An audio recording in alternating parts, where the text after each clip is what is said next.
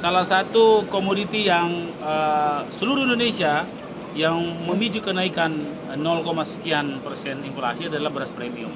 Dan saya kira dengan penerimaan beras premium ini, beras premium gratis kepada 42.277 KKI ini, saya kira insya Allah akan mampu bukan hanya menahan tapi menurunkan inflasi yang ada. Harganya juga di pasaran ini merangkak naik ini Pak. Makanya kalau ada pembagian gratis ini pasti menurun.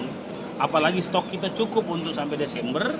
Itu kan yang membuat panik buying itu, yang membuat orang mau beli mahal itu karena dia merasa bahwa wah, stoknya nanti tidak ada. Nah, makanya pernyataan bahwa stok cukup untuk Desember sampai Desember itu perlu teman-teman bantu agar mereka masyarakat tenang bahwa untuk apa kita berebut beras. Berasnya ada kok, bisa dilihat langsung di sini. Kalau ini pembagiannya ini mendapat pengawasan langsung dari Pemkot nanti Pak. Oh iya, Pemkot menyiapkan kakaknya.